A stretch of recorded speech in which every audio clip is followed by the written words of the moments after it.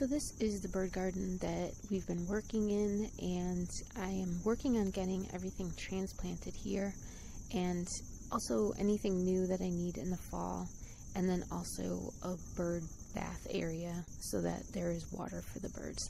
So I've transplanted this penstemon, which is the plant that's closest to the bridge, and then right next to it is a little phlox. So I took a little offshoot of some of the different phlox plants that I have.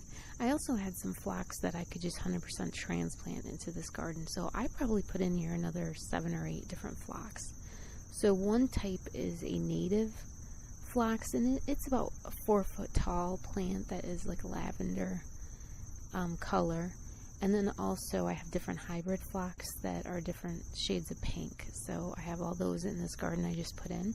Then I have in the front area here, I put in a small offshoot of bee balm, and it's the variety that has a strong scent to it, so I'm really excited about that. I have 2 different varieties of bee balm that are native, but one is about a 4-foot tall plant with like lavender blooms, and then the other one is shorter, which is pink, but it has a very strong scent. The other one does not smell at all, but I do want to make sure I have plenty of bee balm in this garden.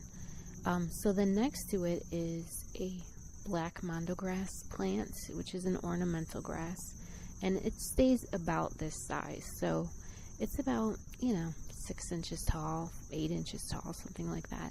And mondo grass will shoot off to the side, so I am able to get a lot of different plants for transplant. And this one originally came from my mother's garden like years ago, so halfway across the country, but for me it's sentimental to be able to have offshoots from the same exact plant that was in my mom's garden. So also next to that I planted a couple lime green coral bells, and I took pretty big sections of the plant just to hopefully have these have a better chance of making it, because I've tried to put lime green coral bells in here before and they did not make it. So I figured the larger the plant that I start with, hopefully they'll have a better chance of making it through the winter. So we'll see how this goes, but I think I've decided to just keep trying, because I do feel like this yellow color, or let's say the lime side of green, that it really shows up well even across the yard. So I do want to keep trying to plant these different coral bells in this garden, because next to that I also planted a red one. I'm showing you again here this little phlox seedling. It's so dinky, it's like 2 or 3 inches tall, but phlox transplants pretty well, so I'm excited about that.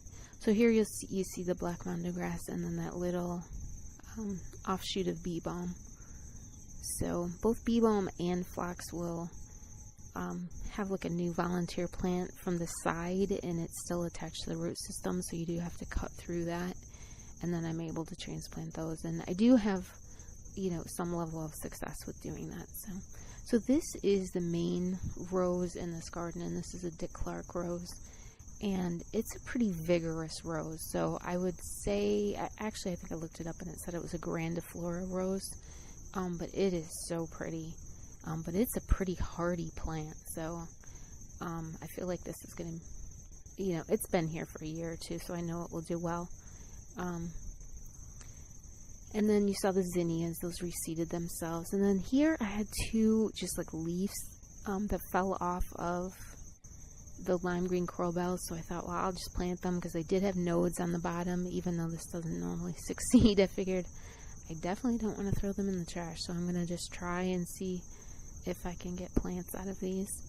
And then right behind here I have also planted a Comte de Chambord rose, which is a beautiful pink lilac, like, and I say double rose, I mean it is way more than that. It's so pretty. So that one has let me transplant it a few times, so I'm really hoping that it will do really well here. And you can see here I'm starting on the bird bath. And then also in the back there I have planted a gold arbor vitae. It's called Arbor Vitae Gold Champion, and it will get to be about 5 or 6 feet tall, but it is again that really nice gold lime green kind of color.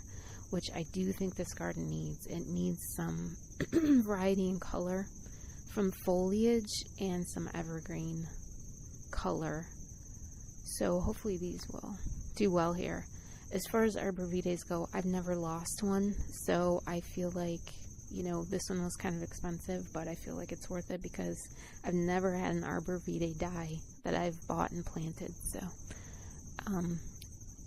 So this bird bath, I cobbled together some rocks that were in this area, and just kind of pulled them closer here, and then put this saucer that I bought. It's just a saucer for a plastic 16-inch pot. I just got it at Home Depot, and I bought the black thinking that it would look kind of like neater in this garden. So I do think that did work out, because they had other colors as well, and I was thinking of getting like maybe an off-white, but I thought maybe that wouldn't hold up too well, as far as it might get algae in it or something like that. So I just thought the black might look like a neater, cleaner kind of look. So here you can see the sedum. Before I called it hen and chicks, it is a sedum. It's not a hen and chicks. It's just that I got those two together. So in my mind, I always call these plants hen and chicks when they're not.